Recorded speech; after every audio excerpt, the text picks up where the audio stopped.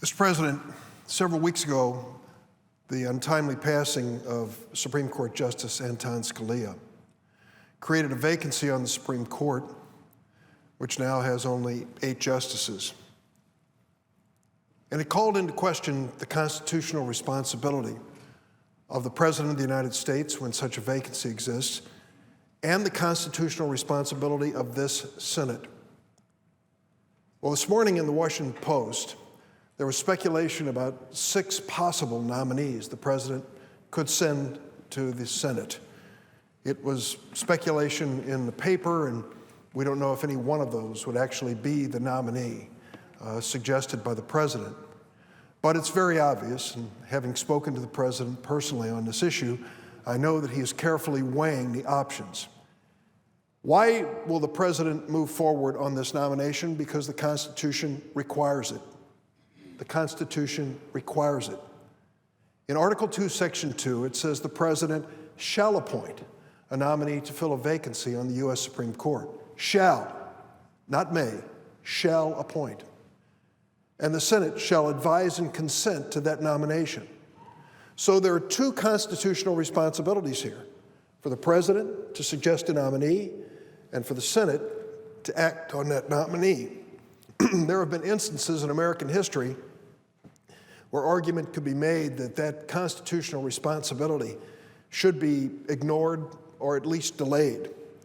One that comes to mind dates back to 1942. On October the 3rd of 1942, a vacancy arose on the Supreme Court of the United States. On that day, Justice James Burns, on the Supreme Court, resigned his seat to become director of the Office of Economic Stabilization in the Roosevelt administration. On January 11th, 1943, President Roosevelt nominated Wiley Rutledge, a Kentucky native and the former dean of the University of Iowa College of Law, to fill that vacancy. At this point in 1943, the United States was fully engaged in the Second World War. When the President sent up this nomination, battles were raging in Europe, Asia, Africa, in the Atlantic and the Pacific. It was unclear whether we would prevail or the enemy would prevail. Each day brought alarming, stunning news about developments in the war. 3 days after making his Supreme Court nomination, President Roosevelt flew to Morocco to join Churchill and de Gaulle at a Casablanca conference on the future of the war. At this conference, the Allies coordinated their strategy against the Axis powers, decided to launch an offensive in Sicily and in Italy. On January 27, 1943, American bombers from the 8th Air Force conducted the first American air raid over Germany. On January 30th, Japanese aircraft torpedoed and sank a cruiser named the USS Chicago in the South Pacific. 62 men lost their lives, though over 1,000 survived due to a daring and swift rescue. The nation was clearly engaged in war. There was every reason in the world for the President and even the United States Senate to say this is no time to talk about a Supreme Court vacancy. But instead, the President and the United States Senate, even in the midst of World War II, understood their obligation under the Constitution. The Senate Judiciary Committee held a hearing for Rutledge on January 22nd, 11 days after his nomination had been sent to the Hill by President Roosevelt. The committee reported Rutledge's nomination to the floor on February 1st, and he was confirmed by the full Senate on February 8th, 1943, 28 days after his nomination.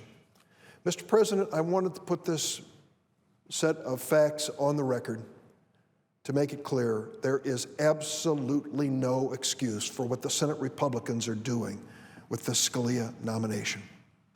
There is no excuse for the Senate Republicans to ignore their constitutional responsibility, a constitution which they have sworn to uphold and defend.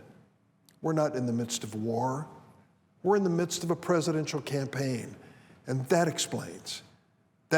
in and of itself explains why Senator McConnell, just hours after the announcement of the death of Anton Scalia, made it clear that the United States Senate would not accept its responsibility under the Constitution to fill this vacancy on the Supreme Court.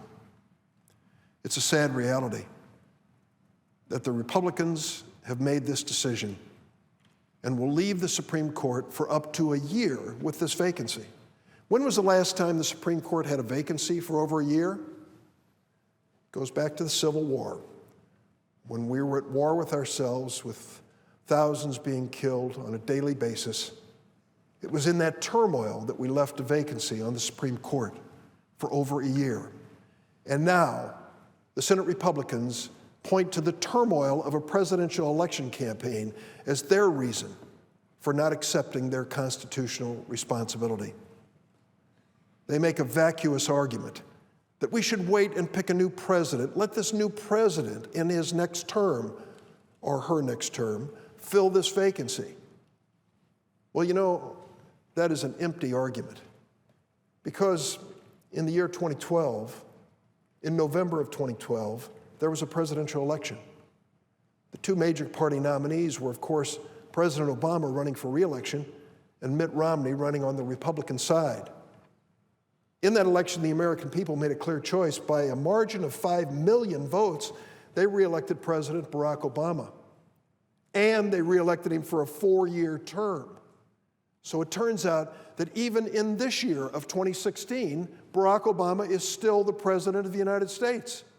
This may come as news to those on the Republican side of the aisle, but he was re-elected for 4 years by a 5 million vote margin, and their refusal to give this president due consideration of his nominee is a rejection of that verdict of the American people in that election. And so, for the first time in history, we find a nominee presented by the president about to come to Capitol Hill, and the promise of the Senate Republicans, they will not even hold a hearing, will not even consider this nominee, and won't bring it to a vote. In fact, Senator McConnell went further. He said he would refuse to even meet with any nominee sent by the president. Unheard of, unprecedented, uncalled for. An embarrassment to this institution of the United States Senate.